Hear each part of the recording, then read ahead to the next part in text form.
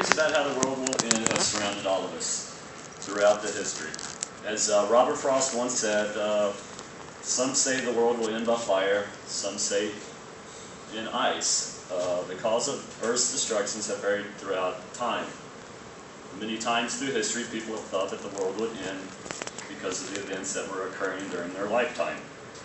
We will now inform you about some of the events in civilization's history that the people thought during that time period would cause the end of the human race.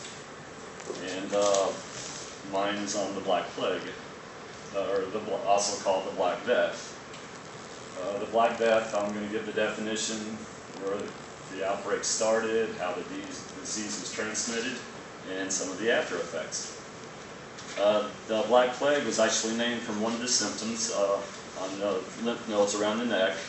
They would start swelling, and they were called buboes. And these buboes is hence the name bubonic plague.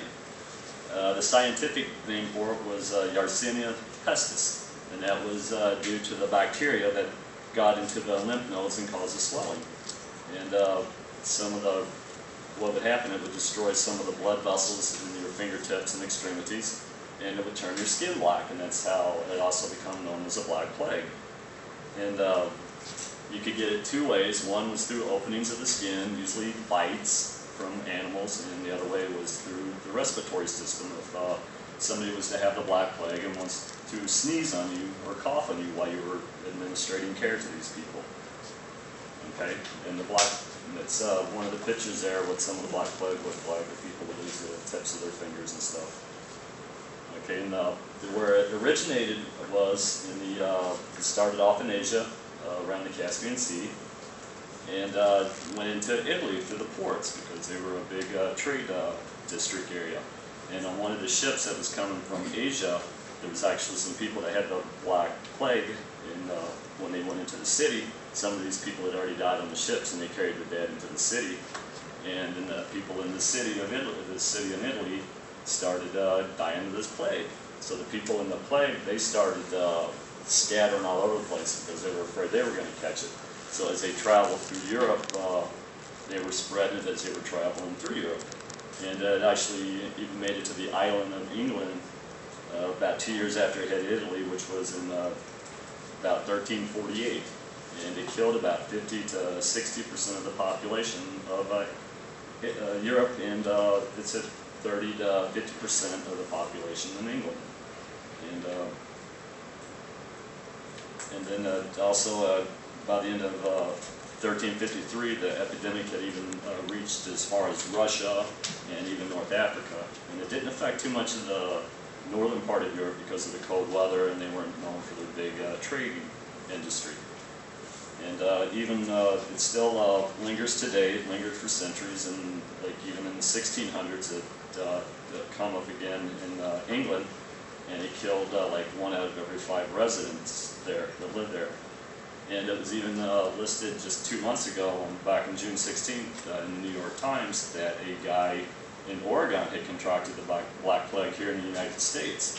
And the way he caught it was, his cat had a rodent in his mouth, and when he went to take the rodent from the cat's mouth, the cat bit him, and he ended up with some of the symptoms, which first started out like with a headache and flu-like symptoms, fevers, chills and stuff, and by the time your fingers turn black and stuff, you pretty much realize you have the Black Plague, and most people that get this usually die within 8 to 10 days. And your body's chance of fighting off this disease by itself was less than 10%. So most 85 to 90% of the people that actually caught this disease died. And the way the people caught it, this is where it entered England. There's actually a sign at the port, and there it says in England it only killed about 30% of the people. And it's where the people were traveling through Europe trying to get away from the Black Plague. The skeleton there represents the plague, and there's all kinds of art all through Europe, and that's why you see most of the signs where they're doing the Black Plague. And the most common cause of this spread was by the flea. This flea was called Xenophila this ugly guy right here. And most people think he was the cause of it, but actually he wasn't. The cause of it was due to the black rat. But this, there was other animals that also carried this disease. One of them, believe it or not, is camels, squirrels that live in your backyard, rabbits, chipmunks, and other such rodents. And what would happen is the flea would bite you, and the flea would be sick because he had this disease, and he would regurgitate the blood that he had in him from the previous host into you, and that's how it would infect your blood system.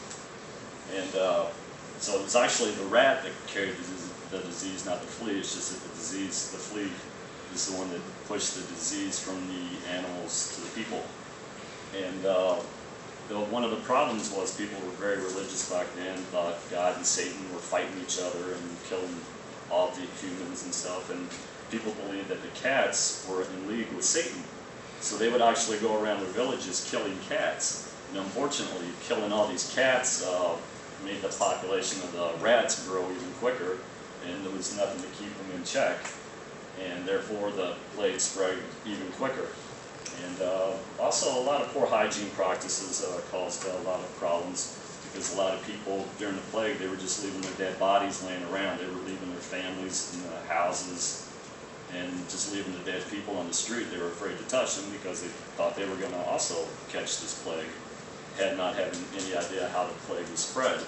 And it was mainly left up to the monasteries, the people that lived in the monasteries to help the people that were sick and dying. And of course they caught this disease and then take it back to the monastery and then spread it to the healthy people that lived in the monastery. And a lot of people don't realize, which here it's kind of hard to see in this blurry picture, it's the best I can find online. It also killed a lot of the livestock and other animals, not only human beings. And that's why they thought that the world was just, that was going to be the end of the world for them. And it was estimated again that 50 to 75% of the population died in this plague. And it also caused a lot of reversal of power after so many people died. Europe was actually overpopulated at the time. You had these landlords that had owned almost all the property, and everybody else that lived there lived on this land and were peasants and had to do the work for these landlords. And then after all the peasants had died and there was nobody else to do the farm work or take care of the livestock, and the peasants actually just got up and left because they were able to go to other farmlands that were deserted. And so the landlords actually had to get out and do their own farming and take care of their own animals. And a lot of it was, a lot of things that happened. Another effect was the church and government. The church back then was a very strong influence on the people and kind of controlled the country even more so than the government did. So people were praying every day for the end of the plague, and it never came. And so people lost a lot of faith in the plague, in the church, and the government obviously had nothing to do with it. And one of the other things that a lot of people don't know is that the plague was blamed on a lot of innocent people, especially the Jews.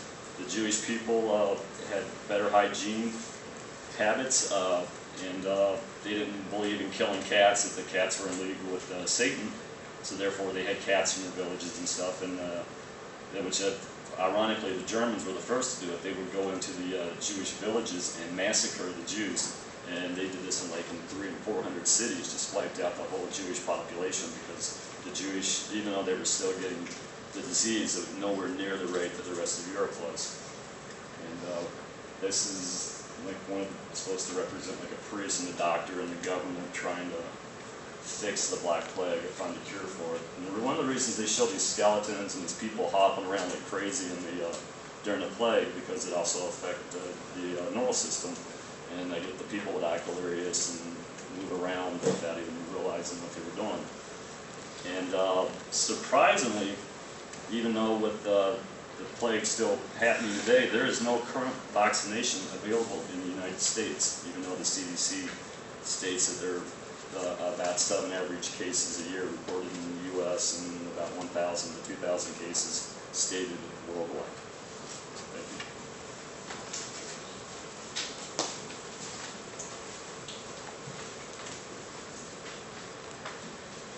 you. Not all potential world enders are caused by natural causes. Some of them are man-made. The Cold War started at the end of World War II in 1995. It was called the Cold War because there was actually no fighting that went on. In fact, nobody died during the Cold War. It was very silent, very slow, and nobody really, well, everybody really knew what was going on, but it was more of a nuclear kind of potential thing that would happen. The fear was caused kind of back and forth between Russia and the United States. Russia, a couple of years before, had become communist, and America didn't really like that, and the Russians didn't really like the fact that we were, they didn't really like capitalism.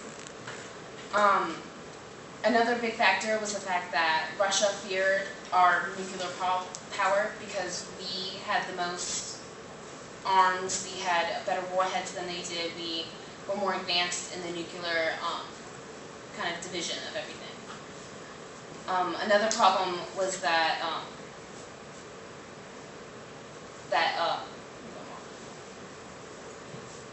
Russia did not like, they were scared that we were gonna, because America has always been a very big powerhouse, and they were scared that we were gonna go and attack them. These are 2 airplanes that constantly flew in the air, 24 hours a day, 7 days a week. They were filled with nuclear bombs or ready to go when order was given to go and drop bombs where they were needed.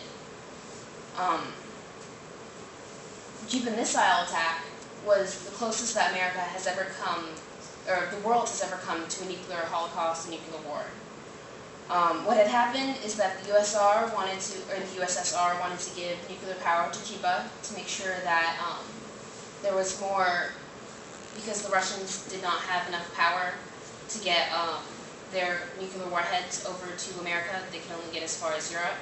So they wanted a closer station in order to attack them. In 1962, Soviet Union was desperately behind the United States in the arm race, obviously. And in late April, Soviet Premier Nikita Khrushchev, sorry, I can't pronounce his name, was convinced that the idea of placing the arms, after talking with Castro in Cuba, would help out what they needed. A deployment of into Cuba would double the Soviet strategy arsenal and provide a real deterrent to a potential U.S. attack on the Soviet Union. Now, on October 18th or 28th, 1962, the Cuban missile came to a close after the Soviet leader agreed to remove the Russian missiles from Cuba in exchange for the promise of the United States staying out of Cuba, so they would not allow us to deal with the fact that Cuba was becoming communist with, I forgot his name. I'm sorry. The end of the crisis stopped nearly 2 weeks of anxiety and tension between the United States and the Soviet Union, and basically we almost started one of the worst wars that could probably, or Russia and us could have started one of the worst wars that could have ever happened. These are some of the photos of, in Russia, of the missiles they were putting on those planes. This is some American ships and an airplane floating around Cuba because we decided to block off Cuba completely so the Russians couldn't take their ships and land on the border. And then this is a picture of kind of the radius of what would happen and how far the warheads, if placed on Russia, could go out. Now, you wouldn't think that the Cold War would be a potential world ender, but it was. After what happened clearly with Nagasaki and Hiroshima, the destruction of nuclear warheads could destroy the world. And like all good war enders, potential war enders, people prepped. Students would have alarms that would go off and they'd hide underneath their desks because their wooden desks would keep them safe from a nuclear bomb. And some people constantly lived in fear. They had bought extra food, rations, just to make sure that if anything happened, they'd be okay. And there were planes, like I said, in the air at all times. if anybody of you guys have seen the movie Doctor Strangelove, that is a movie based on World War II and what would happen, or on the Cold War, and what would happen if the Cold War were to actually happen.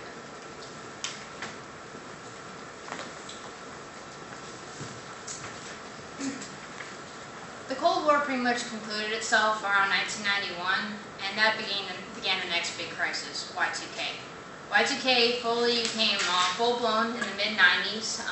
Basically, the source of the whole crisis and the whole problem, I know pretty much all of you were alive and around, you may not remember because you're children, but what had happened was when computers first became popular and mass-produced where the whole majority of citizens could afford and have one and businesses were using them, what they did was to save memory space, because memory space on older computers was so small, they would use 2 digits for the year instead of 4 digits. So for 1984, it would be 84 instead of 1984. And this saved time and space, and they didn't really consider the implications of it until the mid-90s, when they realized that the new millennium was about to begin with 2000.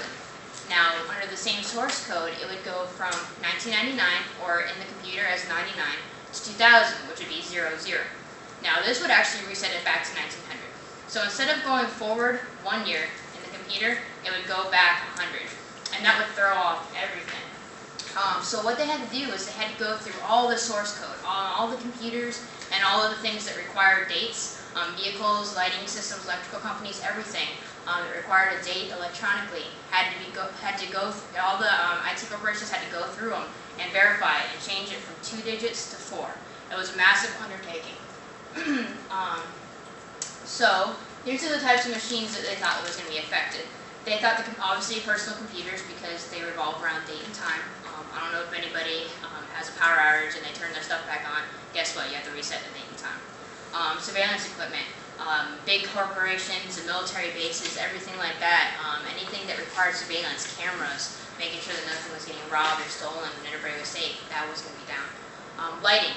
Electrical companies, they thought that the whole world was going to turn black on midnight of January 1st, 2000. They thought that the world was going to be in darkness. Entry codes. And that was a big scare because a lot of people had their personal belongings and valuables and money and everything like that under lock and key. Well, if the entry system doesn't work, either one or two things can happen. One, you can't get to your own stuff. Two, it's going to become unlocked and everybody's going to get into your stuff that wants it. Barcodes. Guess you're not going to go to the grocery store or go to Publix and get your groceries because there's no way to scan it. No way to scan it, no way to price it, no way to price it, no way to pay for it. Clocking in and out. It's not really common now, but a lot of businesses and places that you would go to work, they would have clock in and clock out. And now they thought there was going to be no way to be accountable for your time at work, and that would mess up payroll and how to pay everybody. Vending machines, can't use those. Can't use vending machines, you can't go to the grocery store to buy groceries because the barcodes won't work, so what are you going to do now?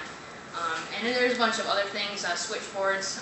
So 911, they felt that 911 was going to get overwhelmed because people were trying to call in with the switchboard. That was going to be problematic. Safes and time locks for banks, they thought that money was going to be a big issue. All kinds of machinery, construction equipment, basically anything electronic, anything that required a computer, they felt was no longer going to work. Here's a couple of cartoons that I found were hilarious. The one on the left, this guy's buying a computer and it's got a best before date of December 31st, 1999, kind of like a carton of eggs. And then the one on the right, this guy's trying to figure out how to reprogram the source code from 2 digits to 4 digits, and all the algorithms and math is driving him crazy, so he just loads up a shotgun. I'd feel the same way, that's probably what I would do too. So how do they try to fix this problem? The President of the United States at the time, President Clinton, he made Executive Order 13073. And this executive order created the President's Council on the year 2000 conversion. Basically, they sent out a task force and they hired all these IT corporations throughout the world. And their main task and main responsibility was to go through so much source code. Think of all the computer systems in the world. Obviously, there's more now than there was today. But they still had to go through all of it and try to find the bug. Find where it was from 2 digits to 4 digits. So it was a massive undertaking. Lots of corporations halted businesses because their IT crew was busy trying to fix the previous versions of anything that they were using. The government's also trying to put up reassuring bulletin boards, like if you guys are driving and you see the advertisements, McDonald's next exit, those type of things, saying that the the issue had been resolved. They were working on it. They had a task force. That there was nothing to be afraid of. They tried to put things out through the media. They sent out, put it in the papers, and just try to reassure everybody not to freak out.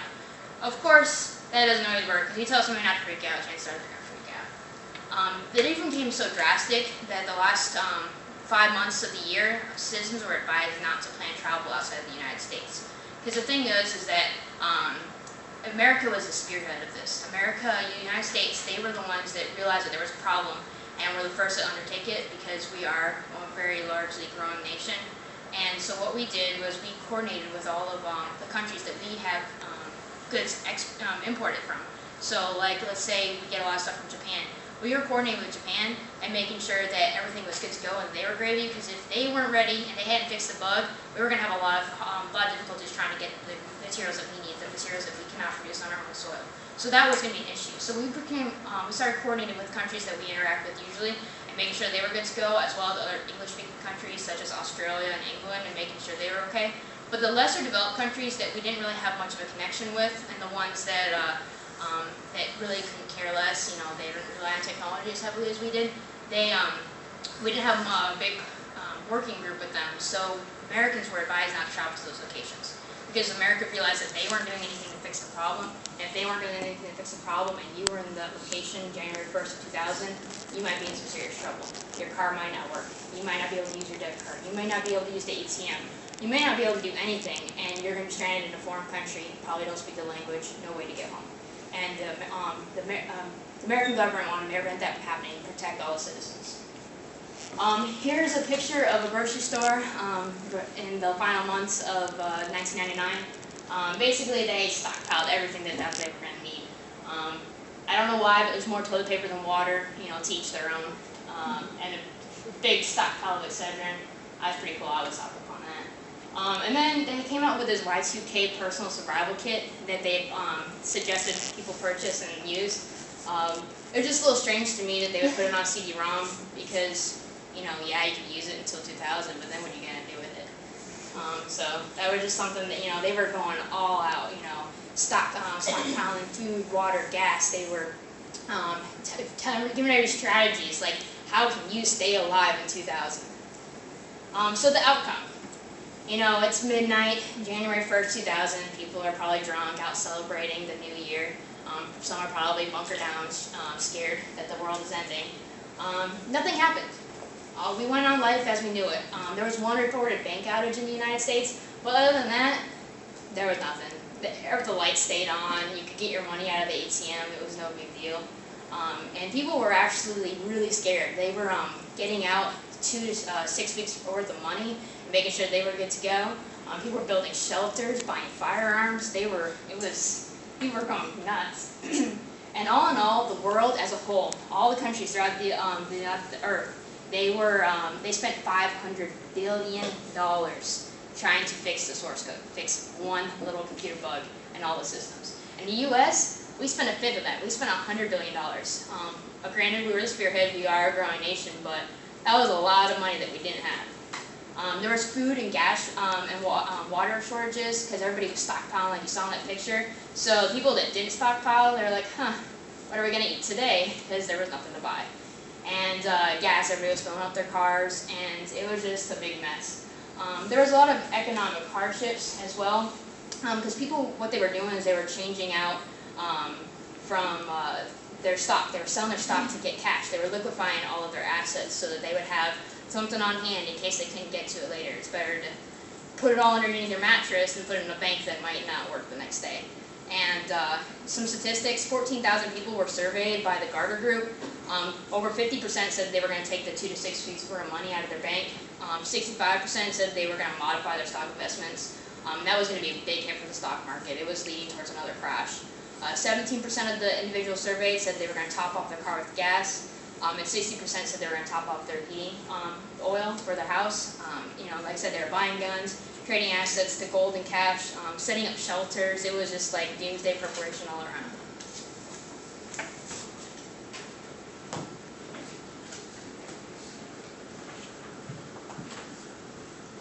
So not only has the world been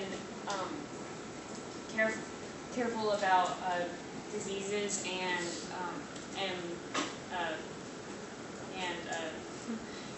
computer issues and just other people by themselves. You also have to worry about your livestock being unsafe or diseased also. All of you are probably alive, or you were alive, and remember the swine flu pandemic. It broke out around, it didn't really break out, it's been around, but it was basically the pigs and hogs, not only pigs but also hogs, had a disease that they got from birds, and they got bird flu mutated into a flu that pigs could get, and then the pig flu mutated into something that humans could get. And this means it was called a zoonotic disease, meaning humans got it from animals. And so what people used to treat against it was zanamivir and oseltamivir, but the reason that these still worried people was that these were only to lessen the symptoms, and they weren't really to get rid of the disease itself. So if you had, let's say you had the disease, you had a headache, and you had a runny nose, but you were also worried about dying, the medicine would only help the headache and runny nose. It wouldn't really help the fact that you might die from this disease or any internal problems. And really what they said is that we need to get a vaccination because that's the only thing that can really help us right now. And that's also the reason why it was so scary for people. They said, this is going to be the end of the world because we can't get a vaccination. The reason they said we couldn't get a vaccination is because the disease was a mutation. And it was a mutation of 5 different kinds of disease, which made it extremely hard for us to create a vaccination. It was a mutation of Asian swine, American swine, European swine, the bird flu, and the common human influenza. And since it was a mutation, vaccination was extremely hard for them to make. And they said, we're not going to be able to make a vaccination in time. Everyone's going to get the disease and everyone's going to die. So everyone freaked out and they said, the end of the world is coming and this is going to be a pandemic and we're all going to die. And so obviously it wasn't the end of the world. It did kill people. It killed at least 17,000 people in the United States alone.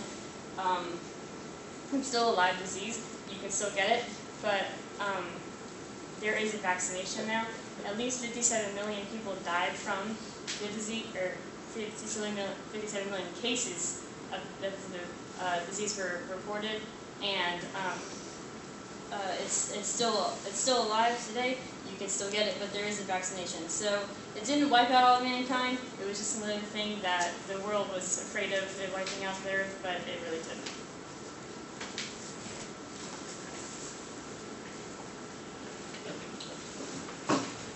Congratulations, you have all survived these previous end-of-the-world scenarios. Now you have 141 days, according to the Mayan calendar, to prepare for the end of the world. There are many doomsday theories, but the 2 most popular are the polar shift and the end of the Mayan calendar. A polar shift is when the Earth's surface undergoes a dramatic shift or slide, essentially displacing entire continents. A physical north-south pole shift will essentially flip the world upside down, causing mass destruction from earthquakes, tidal waves, and volcanic activity. The Mayans' calendar was just as important to them as our calendar is to us today. They created their calendar because they wanted a way to keep historical records. The Mayans were the first civilization to ever use a calendar.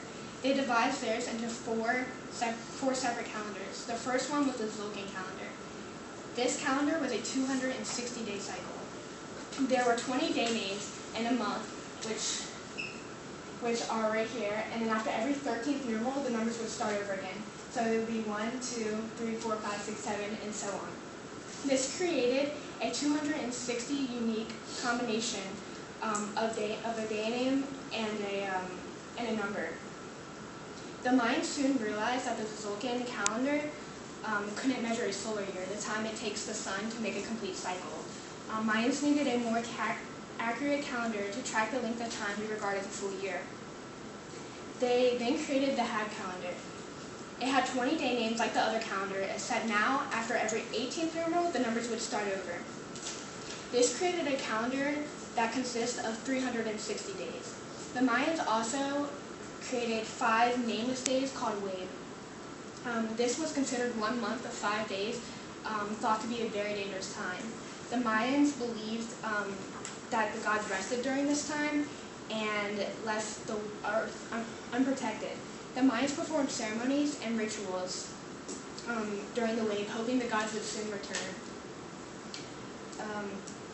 The Mayans wanted a calendar that would record even more time, so they created the calendar round.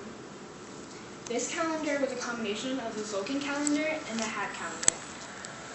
Using the same techniques to read the first calendar, they paired the 260 days of the Tzolk'in calendar with the 360 days and the 5 nameless days of the Had calendar, creating a calendar that had 18,890 unique days and a time period of about 52 years. At the time, the calendar round was the longest calendar in Mesoamerica. Contemporary historians, however, wish to record Mayan history for generations to come. To accomplish that, they needed a calendar that would take them through hundreds, even thousands of years. That's when the long count calendar was born.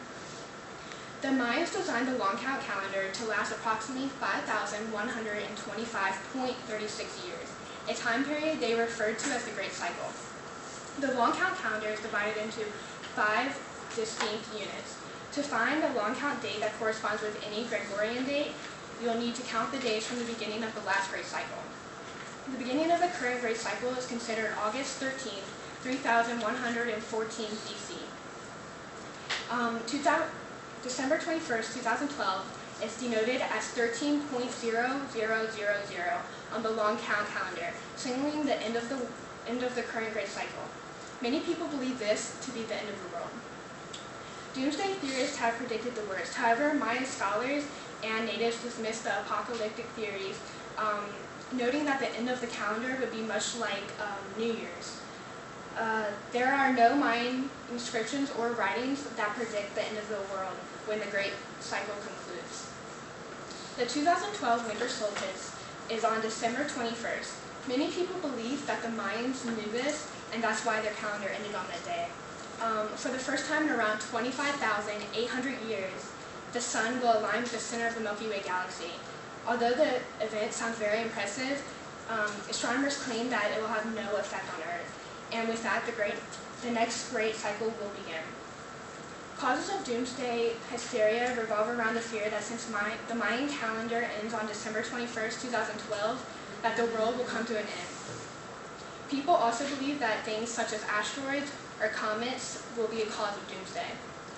People believe this because if there were such an impact on Earth, scientists believe that it might throw the Earth off its axis or even cause the surface to slide around, causing mass destruction. The growing hysteria of doomsday has sparked a growing movement of people called preppers, who prepare for the end of the world as we know it. Many of these people have spent millions of dollars in preparation. These people prepare by stocking food that has a long shelf life, survival gear, such as a system for purifying polluted water, first aid kits, lots of weapons, and ammunition. Some preppers even go as far as investing to build underground shelters. NASA says if anything were to be coming toward Earth, astronomers would have been tracking it for at least the past decade, and it would be visible by the naked eye. Obviously, it does not exist, but who really knows? About 12% of Americans believe that the end of the Mayan calendar marks the end of the world. So what do you think? Do you believe a massive polar shift will happen in the next 4 months? Or are you part of the 12% that believes the Mayan calendar marks the end of the world? Maybe you don't believe any of it. You have now heard many past scenarios that had the potential to cause the end of the world as we know it. The Mayan calendar ends in 141 days. What do you think will happen? Will you prepare for the end of the world? Or do you believe that life will continue unfazed?